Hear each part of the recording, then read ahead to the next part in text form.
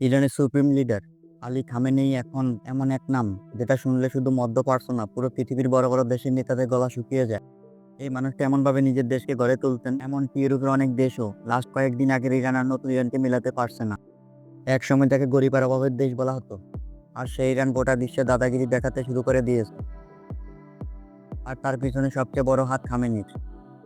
Ali Khamenei শুধু একজন ধর্মীয় নেতা না, তিনি একজন মাস্টারমাইন্ড প্লেয়ার, যিনি জানেন কোন সময় কোন চাল মারতে হয়। বিগত কয়েক বছর তিনি ইরানি মিলিটারি, পরমাণু শক্তি এবং এয়ারফোর্স এমনভাবে শক্তিশালী করেছেন যে এখন ইরান আমেরিকার সামনে আঙ্গুল তুলে জবাব দিচ্ছে। মাত্র 5 থেকে 6 দিন আগের ঘটনা, ধরুন ইসরায়েল গোপন ইরানের একটি পরমাণু ব্যবস্থাপনায় হামলা চালায়। আগের দিনই হলে হয়তো ইরান কয়েকটা কড়া কথা বলতো আর চুপ থাকতো, কিন্তু এই ইরান আর আগের মতো নেই। এবার ইরান সরাসরি ইসরায়েলের উপর এমন পাল্টা হামলা চালায় যা খোদ আমেরিকা পর্যন্ত কাঁপিয়ে দিয়েছে। ইরানের পাল্টা হামলা ছিল নিখুঁত পরিকল্পনায় করা এক ভয়ঙ্কর জবাব। ডজন ডজন ড্রোন আর ব্যালিস্টিক মিসাইল ছোড়া হয় ইসরায়েলের দিকে। সেগুলো ইসরায়েলের প্রতিরক্ষা ব্যবস্থা আয়রন ডোমকে তছনছ করে দিয়েছে। ইসরায়েলের তেল আবিব শহরকে দেখলে বোঝা যায়। তবে ছিল এটা এক ধরনের ওয়ার্নিং শট, যার মাধ্যমে ইরান বুঝিয়ে দিয়েছে যে আমরা চুপ থাকবো না। ইরানের শক্তির মূল অস্ত্র এখন পরমাণু। আমেরিকা এরও বারবার চিৎকার করে বলেছে ইরান যেন পরমাণু অস্ত্র তৈরি না করে। কিন্তু খামেনি এই ব্যাপারে বারবারই বলে এসেছেন, আমরা শান্তির জন্য পরমাণু শক্তি চাই। কিন্তু সবাই জানে ভিতরে ভিতরে চলছে ভয়ানক প্রস্তুতি। বর্তমানে ইরানের কাছে এমন কিছু ইউরেনিয়াম মজবুত আছে যেগুলো এঙ্গেজমেন্ট লেভেল 60%-এর কাছাকাছি, যেখানে পরমাণু বোমা বানানোর জন্য প্রয়োজন 90%। এটাই আমেরিকা ও ইসরায়েলের সবচেয়ে বড় টেনশন, কারণ এখন ইরান চাইলে খুব অল্প সময়ে পারমাণবিক বোমা বানিয়ে ফেলতে পারে। এবং এই পুরো প্রক্রিয়াটা খামেনির নির্দেশে এমন গোপন নিরাপদভাবে করা হয়েছে যে বাইরে কোনো দেশ কোনো নিষেধাজ্ঞা দিয়ে থামাতে পারছে না।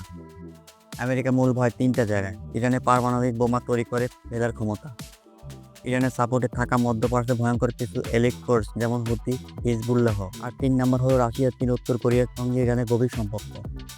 আর সবচেয়ে বড় ভয়ে খামেনি এখন অনেক বৃদ্ধ হলেও তার নেতৃত্বে এখন তরুণদের মতো ফোকস।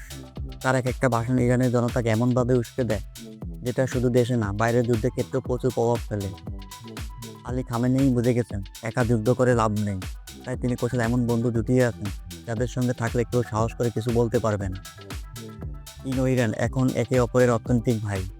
উত্তর কোরিয়া এমনিতে পরমাণু শক্তির জন্য আলোচিত, গোপনে একে অপরকে প্রযুক্তি ও সহায়তা দেয় অনেক আগে থেকে।